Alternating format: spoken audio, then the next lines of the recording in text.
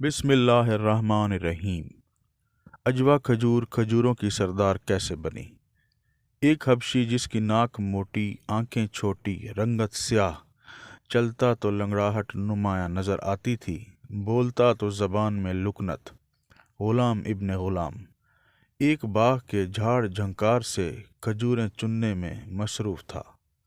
یہ کھجوریں نرم نہ تھیں اور ذائقہ میں بھی باقی کھجوروں سے مختلف، جبکہ رنگ گہرا اور دانہ بہت چھوٹا سا۔ جھولی میں آئی کھجوریں اس باغ کا آخری پھل تھا۔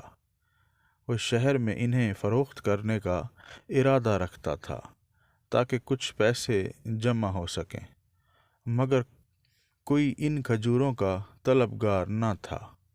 اسی اثنا میں ایک آواز آئی، اے حبشی رضی اللہ تعالیٰ عنہ، یہ کھجور تو تجھ جیسی کالی اور خشک ہے۔ دل کے آب گینے پر ایک ٹھیس لگی اور آنکھوں سے آنسو رواں ہو گئے۔ سیدنا بلال، جو کہ ایک حبشی غلام تھے، کھجوریں جھولی میں ہی سمیٹ کر بیٹھ گئے۔ ایسے میں وہاں سے اس کا گزر ہوا جو ٹوٹے دلوں کا سہارا ہے، جس نے مسکینوں کو عزت بخشی، وہ جس کا نام غمزدہ دلوں کی تسکین ہے۔ جی ہاں، وہی محمد صلی اللہ علیہ وآلہ وسلم، جو دو جہانوں کے سردار ہیں۔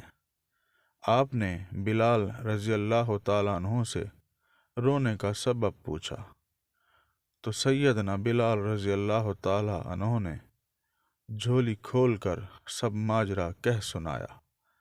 رحمت للعالمین صلی اللہ علیہ وآلہ وسلم نے بازار کی جانب رخ انور موڑا اور آواز لگائی، لوگو، یہ کھجور اجوا ہے، یہ دل کے مریض کے لیے شفا ہے، یہ فالج کے لیے شفا ہے، یہ 70 امراض کے لیے شفا ہے، اور لوگو، یہ کھجوروں کی سردار ہے۔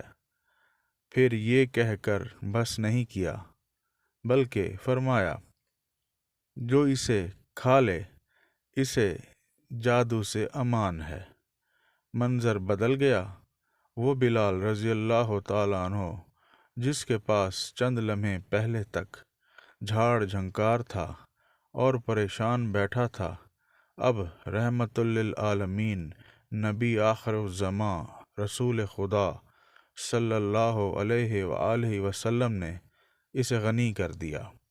پھر تاریخ بتاتی ہے، راوی لکھتے ہیں کہ لوگ بلال کی منتیں کرتے اور پیچھے بھاگتے کہ ہمیں اور اجوا کھجور دو، اور بلال کسی مچلے ہوئے بچے کی مانند آگے آگے بھاگتے۔